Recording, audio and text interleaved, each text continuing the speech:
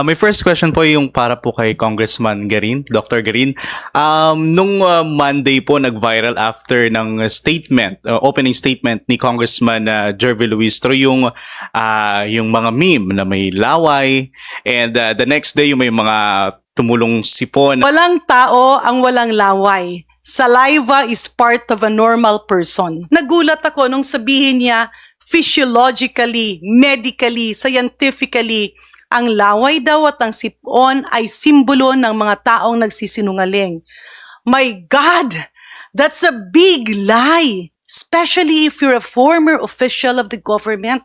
Kahapon po, meron pong pahayag si VP Sara Duterte, no? Pumunta po siya sa Hinatuan, Surigao del Sur, at meron po siyang mensahe. Sinabi po niya, pinaabot ko sa ating mga opisyal ng pamahalaan na itigil na muna natin yung pamumulitika at pananawagan nila ng transparency and accountability, pero ang totoong pakay nila ay ang kanilang mga sariling political interest. Pero kung talagang nasabi yan ng ating Vice President, hindi ko naiintindihan kung saan nanggagaling yung kanyang sinasabing sariling political interest. Matagal na rin pong nag-aantay ang ating mga kababayan sa sagutin niya ang issue kung sino si Mary Grace Piatos. Ang totoo, nasa exciting part na tayo eh. Hindi pa exciting yung linggong ito?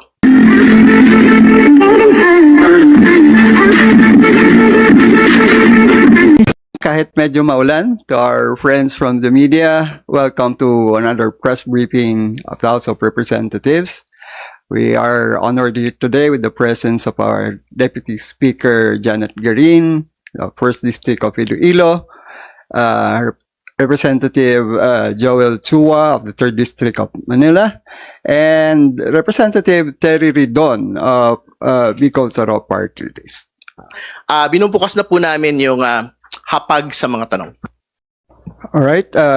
Before we entertain your questions, just some ground rules for orderly proceeding and fairness for everyone. Kindly limit yourself to 2 questions with 1 follow-up. Pwede tayong bumalik after we did the rounds. Okay. Tina, you do the honor.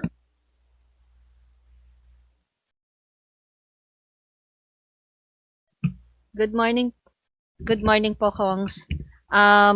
For the Wednesday oral arguments, how is the prosecution panel preparing for that po? And what will be your main arguments?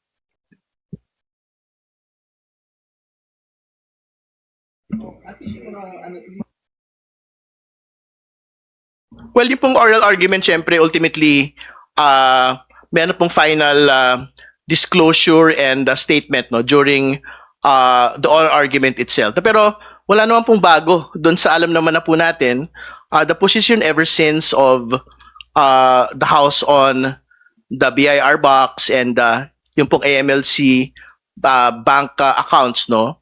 Una, meron pong karapatan yung BIR box opening, unsealing, ibig sabihin, including yung pong subpoena of all the BIR documents as a Senate impeachment court. It is something that can in fact be requested even without executive approval. To be clear, yung pong requirements sa Bureau of Internal Revenue Code ay speaks about yung pong mga proceedings within yung pong legislative power po either ng Congress at ng Senate, no? At hindi po ito within yung pong constituent power of an impeachment. So ang position ho namin, pwede hong ipasabpina ng Senate Impeachment Court ito pong mga dokumentong ito in pursuance of its mandate of accountability. Pwede hong pakuha, pwedeng ibuksan, pwedeng isalang.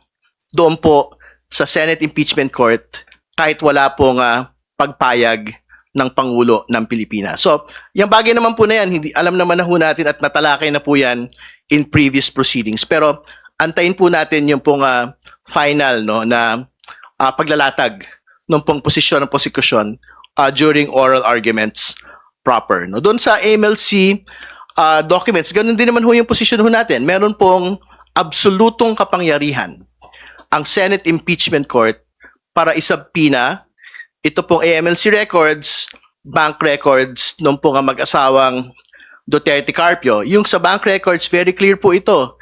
Ang exception po sa bank secrecy law ay ang pagkakaroon po ng impeachment proceedings, impeachment trial. So, there's absolutely no reason para hindi po buksan yung pong bank accounts ng mag-asawang Duterte Carpio. So, sa pin po ng MLC, sinasabi ho nila meron daw po confidentiality matter. No? Pero katulad ng binabanggit ho natin, yung pong confidentiality sa AMLC, this pertains po doon sa pagtitiyak po na wala ho dapat mga dokumento at impormasyon na nilileak doon sa iniimbestigahan na tao. Hindi ba?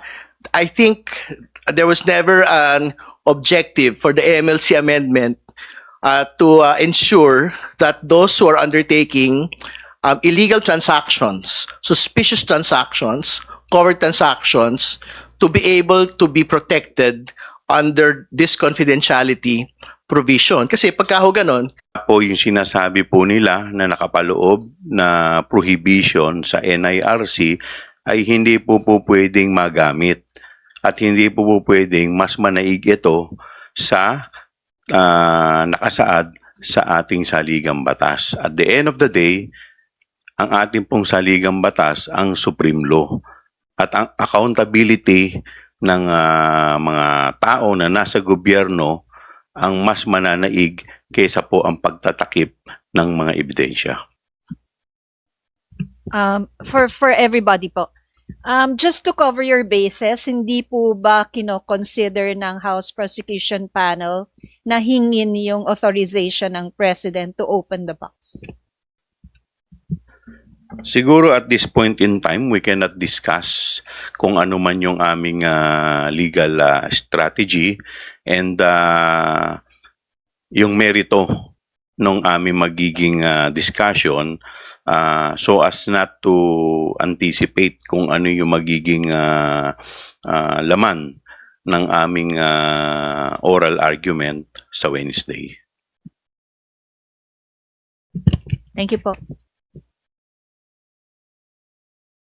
All right. Next to ask question, Marian.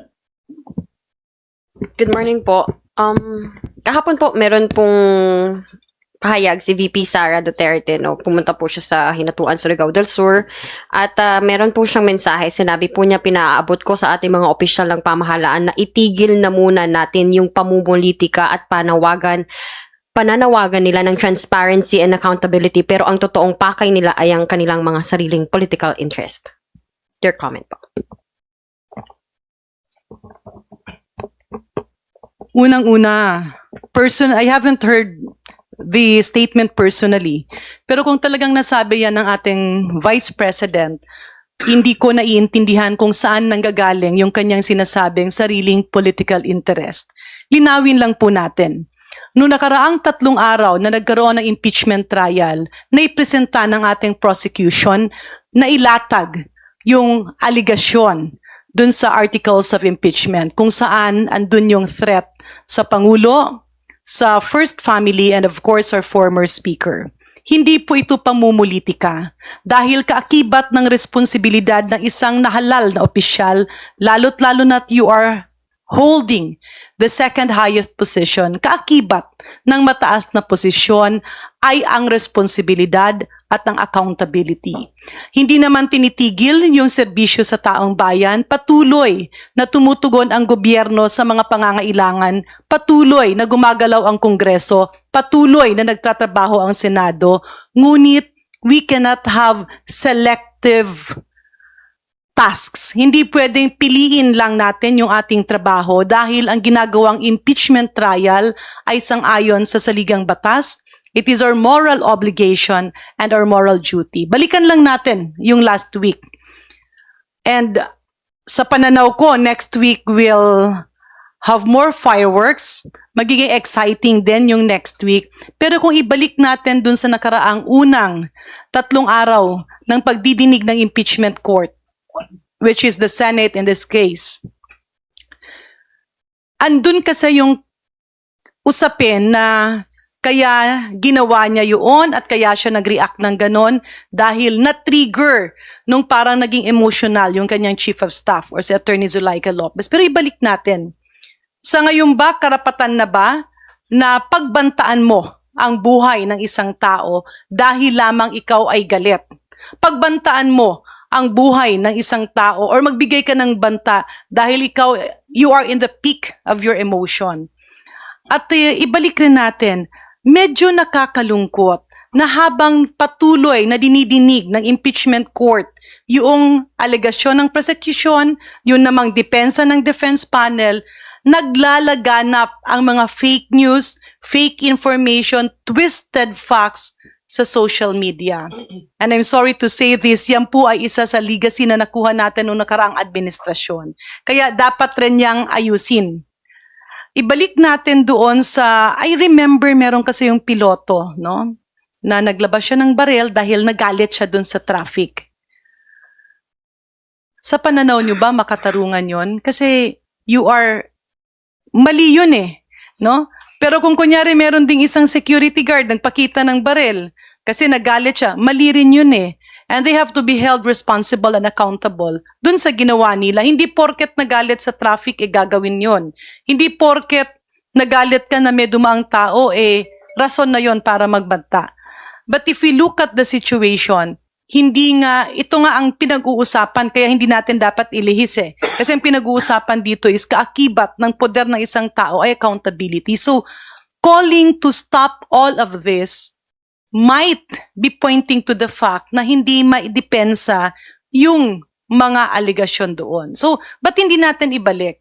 Pag-usapan natin yung mga alegasyon, it's the best venue where the Vice President can refute the allegations and clean her name. Hindi natin pwedeng ituro ito sa iba dahil ito ay parte at kaakibat ng tungkulan kung saan tayo ibinoto.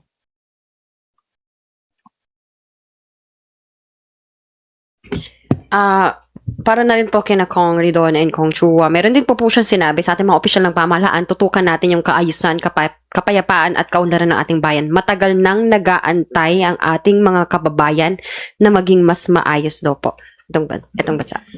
Matagal na rin pong nag-aantay ang ating mga kababayan sa sagutin niya ang issue kung sino si Mary Grace Piatos. Matagal na rin po nag-aantay ang ating mga kababayan na siya po ay humarap at sagutin niya lahat ng mga aligasyon sa kanya sa impeachment. At matagal na rin po nag-aantay ang ating mga kababayan sa sagot niya kung saan po nakuha yung transaksyon na nagkakahalaga ng 6.7 billion na inilabas po ng AMLAC.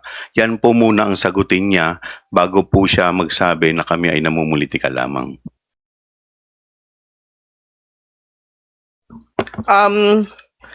Ayoko na sana dagdagan yung binanggit ni Congressman Joel, no? Pero kailangan balikan din ho natin yung pong binabanggit na wala ding ginagawa, no? Kasi hindi din naman po ito totoo, no? So marami hong iba't ibang mga interventions na ginagawa po yung pamahalaan para tutukan po yung iba't ibang mga pang-ekonomikong mga usapin na kinakaharap po ng ating pong bayan, no? So may mga tunguhin para doon sa pagpapataas ng sahod ng iba't ibang mga rehiyon, no? May mga tunguhin din po para tiyakin po na yung pag-abot ng upper middle income status ay actually maranasan ng mga ordinaryo po nating mga kababayan, no? So hindi po totoo na consumed by politics lang po yung pong ginagawa ng atin pong pamahalaan. May aktual na pagtugon doon sa mga batayang usapin at tingin ko nakatutok po yung pamahalaan sa mga bagay po na ito. Last na lang po na follow-up. Kong Green, you mentioned earlier na may more fireworks po next week. Ano po yung mga abangan nating pasabog po sa susunod na linggo? And I think grave threats nga po tayo, no? Naglatag na sabi niyo po ng malakas na ebidensya. Pero both of you, Kong Chua and Kong Terry Ridon, confidential funds and unexplained wealth, papunta pa lang ba tayo sa exciting parts? Yung mga ilalatag, hintayin na lang natin yung next week, no? Kasi hindi natin pwedeng mapag-usapan yun ngayon. All right. Sorry, just to answer. Akala ko sasagot si Kong Joel. Ang totoo, nasa exciting part na tayo eh. Hindi ba? Hindi pa exciting yung linggong ito? Kasi very visceral po yung video na nakita ho natin doon po sa paglalatag po ng unang witness pa lang.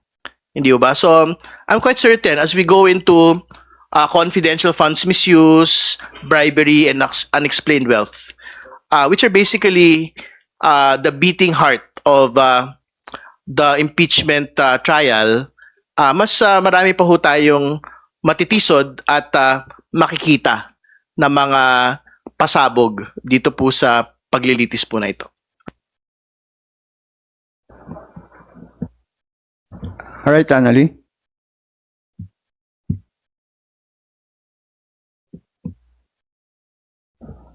Good morning, Kongs. Ann Soberano po of Bombo Radio. Kong Terry, yung kahapon kasi may nagbanta sa'yo na konsehal. So may mga pangamba ang ilan na tila nagiging normal na ang ganitong uri ng pananalita mula sa ilang opisyal ng gobyerno. Sa tingin po ba ninyo may kultura o panggagaya o pag-uulit ng ganitong asal? Hindi, ang totoo po dito, ang pinaprosecute po natin, hindi lang po yung threats ng pangalang Pangulo. Ang pinaprosecute din po natin yung kultura ho ng pagbabanta. Hindi ba? Ang nakita ho natin, the followers follow the leader. Hindi ba? So, if the leader had made threats against the president, kahit yung mga sumusunod ho sa kanila, gano'n din ho yung ginagawa. Doon ho sa umuusig sa kanila pong leader. Hindi ba? So, I think very important nga ho na in the same manner na we are exacting high accountability on the Vice President for grave threats against the President and his family, dapat ganun din ho kataas yung sigasig ho natin dun sa paghahabol sa lahat po ng gumagawa ng mga pagbabanta laban sa kung sino man hong tao, whether spoken like what the Vice President said or stated in digital form like what the particular local councilor did to me. So magkakapantay po lahat ito. Kung hinahabol ho natin yung pangalang Pangulo through impeachment, hahabulin din po natin yung po mga supporters niya, katulad po nitong konsehal po na ito. Kung titignan natin yung mga nangyari nitong mga nakaraang linggo, nakaraang buwan, hindi lang pagbabanta, pati po yung mga nagkaroon na ng issue. Kung maalala ninyo sa Tacloban, yung pamamaril ng mga minor de edad, kung kaya nga naging issue rin yung pagbaba ng edad doon sa juvenile law. Pero nakikita natin wala naman doon sa batas yung problema. Ang nagiging problema ngayon ay yung mga tao na tinitingala natin, nakikita natin, napapanood natin, ay yung mga asal na kanilang pinakikita. Hindi lang sa kanilang mga tagasunod, bagkus sa asal na pinakikita nila sa mga bata.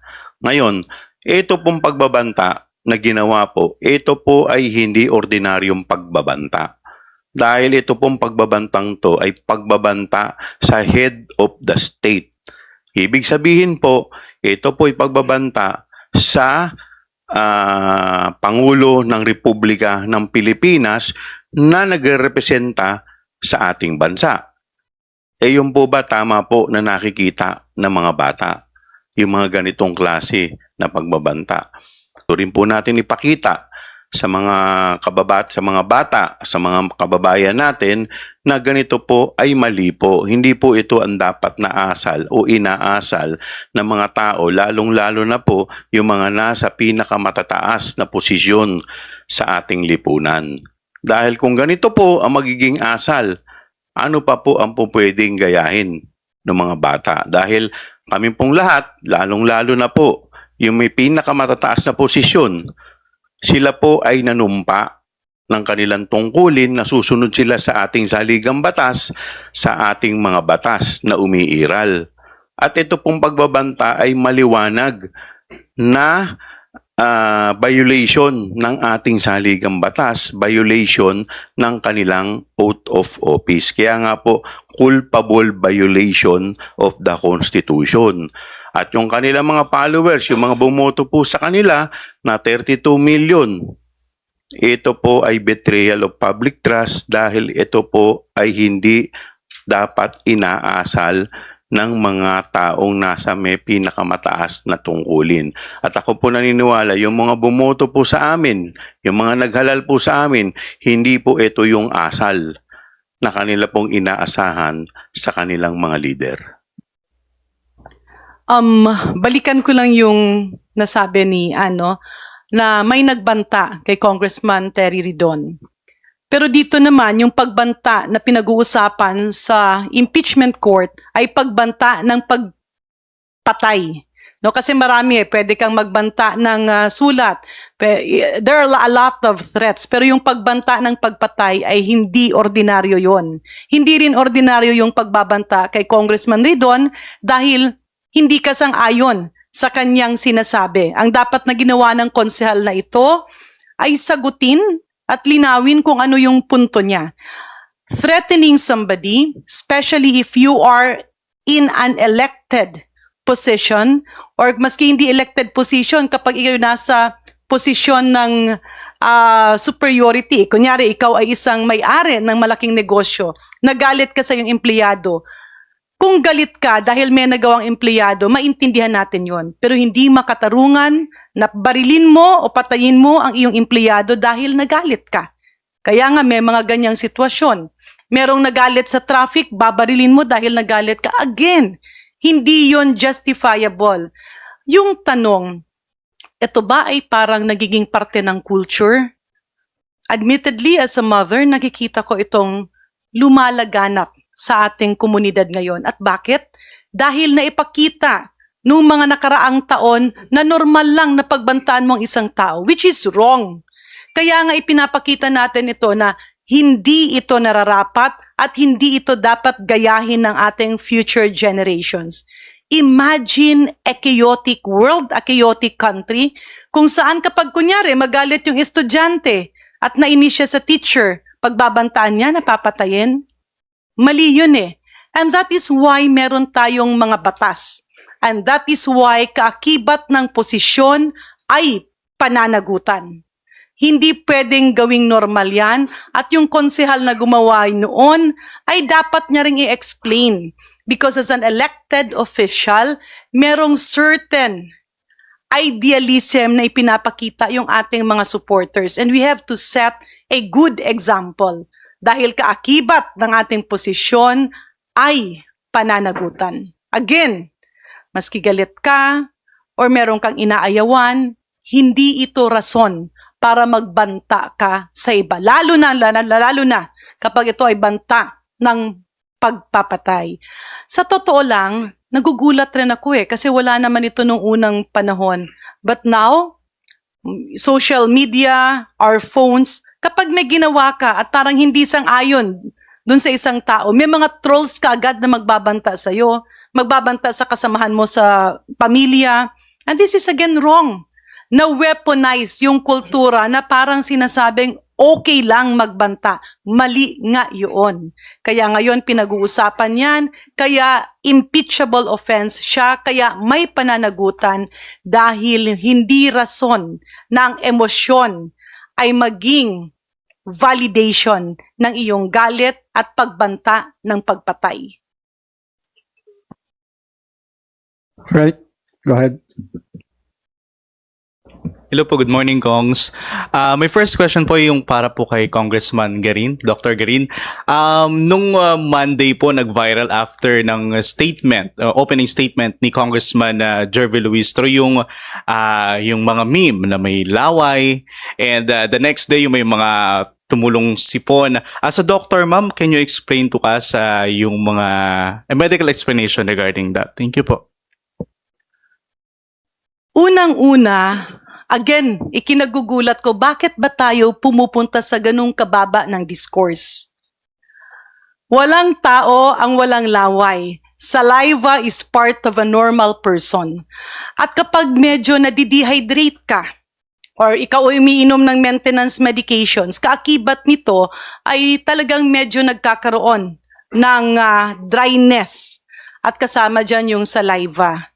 Normal ba ito? Yes. So, why focus on that? May nakita pa nga ako, no? I believe kaibigan ko rin ito at parang tila spokesperson nga nung defense panel. I'm not sure kung ano yung if the spokesperson siya. Pero nagulat ako nung sabihin niya physiologically, medically, scientifically, ang laway daw at ang sipon ay simbolo ng mga taong nagsisinungaling. My God! That's a big lie! Especially if you're a former official of the government. Hindi kasi pwedeng nililito natin.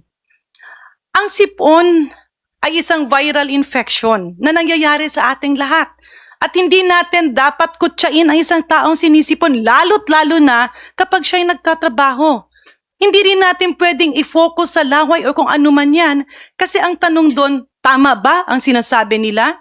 Nagsisinungaling ba yung ating mga abogado at yung ating mga prosecutors? Ginagawa ba nila ang kanilang tungkulin? Why go into a discourse? Again, we're going back to fake news. We're going back dun sa paglilihis. We're going back dun sa mga attitude, mga kaugaliang hindi maganda, pero tila na build up nung nakarang administrasyon na dapat ngayon ay i-correct natin. So, pag-usapan natin, kapag ako ay sinipon, is that something criminal? Lahat ng tao may laway because that's part of digestion. Pero pag hindi ka pinainom ng tubig, simula umaga hanggang hapon kasi bawal. Kapag ikaw ay hindi nakakain, no, at ikaw ay doon na nagtatrabaho, it's a normal process. Kasalanan ba yun? Hindi. Kailangan bang pagtawanan yun? No. It's actually bullying. The prosecutors are just doing their job. Ngayon, dapat tuldukan yan at ibalik natin sino ba ang totoong nagsisinungaling. Yung nagsisinungaling, yung pinapalabas na kasinungalingan ang naging cause ng sipon. Never in the history of the medical community has colds or sipon been a cause of lying. Kaya ibalik natin. Sa katotohanan lang po tayo, wag po nating ilihis. Andyan na yung impeachment court. Ipagpatuloy, tuldukan at sagutin ang mga dapat sagutin. Wag ilihis. Let us avoid personal attacks. Let us focus on the issue at hand. At pasensya na po doon sa aking kaibigang nagsalita niyan. It is an insult to us doctors to say that sipon and having saliva are symptoms of lying. In the video kasi it mentioned a former DOE official, DOE Undersecretary, who happens to be speaking in behalf of the defense panel. Yun ang nakalagay na, ang tawag ng title. I think Congressman Joel would. Well, unang-una, no, gusto ko lang ipaliwanag sa inyo na yung magsalita ka po at humarap sa impeachment court, whether sa prosecution or sa defense, ay hindi naman din po ganun kadali. Siyempre, lahat naman po kami, tao rin, at nandoon din yung stress, nandoon din po yung tension. Pangalawa po, naalala ko po kasi po yung first day. At nung ako po'y pumapasok, may dala po akong tubig, pinagbawalan po akong magpasok ng tubig dahil bawal daw po sa loob. Kaya ang ginawa ko po sa labas, ininom ko, hindi po ako nakapasok na may bitbit po ako ng tubig. Kaya nga po, nagpapasalamat po kami dahil may isa pong senador, kung hindi po ako nagkakamali, si Senador Pia Cayetano po, sinabi po niya na baka po pwede kahit na nasa rules nila na bawal kaming uminom o magdala ng inumin sa loob, baka po pwede pagbigyan kami kahit na tubig man lamang. Kasi napakahirap din po nun. Magsasalita ka doon, tuyong-tuyo na yung bibig mo. Siyempre, nandoon din yung tension, nandoon din yung stress.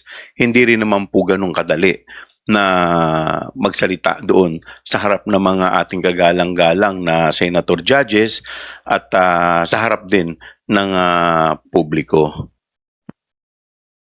Just to, dugtungan ko lang ng konti, no, very quickly. Just to emphasize, yung laway ay simbolo ng dehydration, no?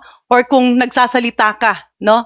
At wala kang iniinom na tubig. It's mainly dehydration or kung meron kang diabetes or kung meron kang maintenance medication. It has never been a manifestation of stress. And it has never been a symbol of lying. Nasa buong libro ng medisina at siyensya ang katotohanan. So wag po nating linlangin, wag nating ilahis, tama na ang fake news. Sa pagkakaalam ko, hindi.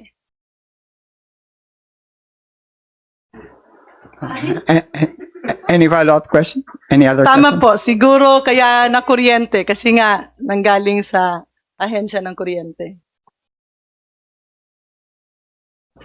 Last question po.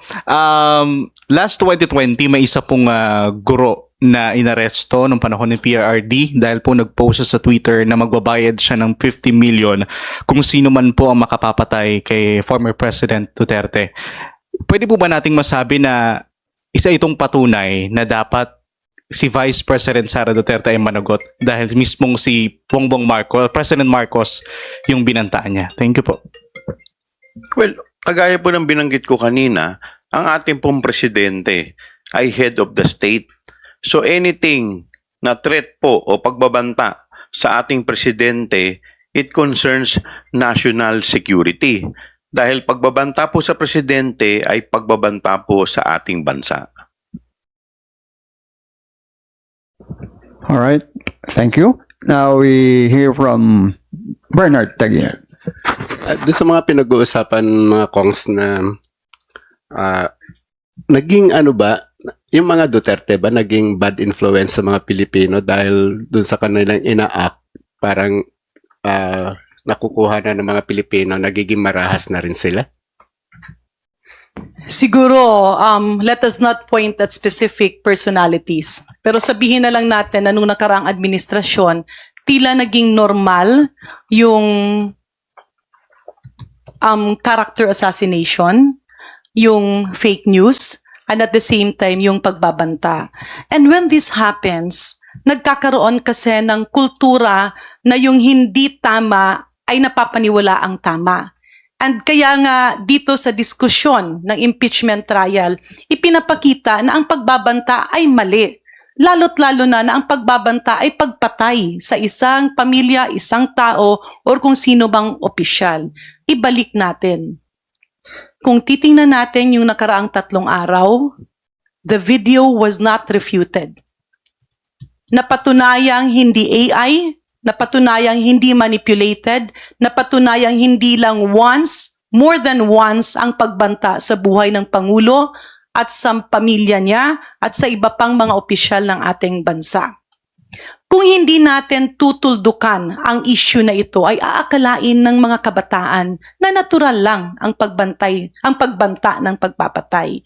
Kaya ibalik natin. Siguro sa pananaw ng iba normal ito. Pero hindi And no justification. Ang iba sabi freedom of expression. Nakita natin dun sa defense panel. Ang iba sinasabi nila, hindi ginalit nyo Naku, nakakatakot yun. Kasi kapag official ka, tapos galitin ka, papatay ka kagad ng tao, that is something that we should not. That is something that we should refute. Not only in the impeachment court, but even among the younger generation. Ayaw natin na baka mamaya magalit yung isang bata, isipin niya na kagad, patayin niya yung kanyang kalaro, patayin niya yung kanyang teacher. Pag pumasok ng mall, kinitaan mo, may baril, ay hindi, patayin yung security guard. And andun na nga yung mga pangyayari. No? We can, parang ano yan a repeated lie sometimes becomes a fact. And in this case, yung pag-uugali na pinagtatawanan mo yung pagmumura, yung pag-uugali na parang normal lang na pagbantaan mo ang buhay ng iba, yung pag-uugali na normal lang ang pumatay, kagaya ng mga nangyari nung extrajudicial killings, yung pagpaparatang. Kung maalala nyo sa Cebu, namatay na nga, I just forgot the name of the victim, she may live in Bis. I think si Buyan, the lady Christine, itong namatay na nga pagod na pagod yung boyfriend, tapos nagsalita lang ang Pangulo na ikulong yan! Makasalanan yan! Kinulong ka agad yung bata. Without even listening to his side. Hindi naman pala siya. But that ruined his career. Kaya nga, nung sinabing, eto, maraming namatay. Dahil nakakamatay ang isang bakuna. Naniwala lahat. Ayan, dumami tuloy yung outbreaks, epidemics. Again, tanggalin natin sa kultura ang pagsisinungaling, ang pagbabanta, at dapat yung mga asal na masama ay ipakita nating masama at huwag tularan ng ating kabataan. Kung Terry and kung Joel. Alam po ninyo, hindi po yan ang kultura ng tunay na Pilipino. Dahil ang Pilipino po, hindi po tinuro ng ating mga magulang na tayo ay maging bastos, na tayo ay magbanta, na tayo ay magmura. Ang tinuturo sa atin, ang kulturang Pilipino, ang Pilipino ay magalang, masipag, at sumusunod sa batas. Nawala na yan? Magmula nung nakaraang administrasyon? Well, kayo po nagsabi niyan. Anyway, kung Terry, may isa pa nga akong question. Kung Joel pala. Yung fireworks nyo, it's about the incident dito sa house nung nagpasya kayo na ilipat si Zulaika Lopez from here to yung buong kwento na yon makukuha na, malalaman na ng tao kung anong reason bakit kayo nagpasya na ilipat sa correctional. Siguro antayin na lang po natin yung pagpepresenta ng susunod na testigo ng prosecution, but just the same, hindi po porke nilipat from one detention to another detention ang isang na-contempt. Hindi po yan ibig sabihin, ito ay lisensya na para pagbantaan ang Pangulo ng Republika ng Pilipinas. Ang issue po dito ay yung pagbabanta ng pangalawang Pangulo. Hindi po din dito issue kung meron na po bang natukoy kung sino ang assassin. Ang issue po dito ay yung binitawang salita ng pangalawang Pangulo na pagbabanta sa ating Pangulo na head of the state. Pero ano ba talaga reason? Bakit kayo biglang nagpasya na from here ililipat sa correctional? Siguro antayin na lang po natin pagdating po ng committee hearing ay ng impeachment trial. Yung picture makikita na namin. Okay, thank you. We will cross the bridge when it comes. Okay ka na, Bernard? Thank you, Your Honors. All right, sustained. Any other questions you might want to ask? Baka may ibang matters you want to raise? Last na lang. Pwede, last na lang muna. Eden, bigyan muna natin si Bernard. May pahabol daw. Yung mga sinasabi ni Duterte na magtrabaho na kayo, tingin nyo may naambag ba siya sa gobyerno? Kasi parang ang kapal na mukha. Parang opinion ko lang yun. Parang yung isang tao na nagsasabi na magtrabaho na kayo pero hindi ka naman nagtatrabaho, di ba?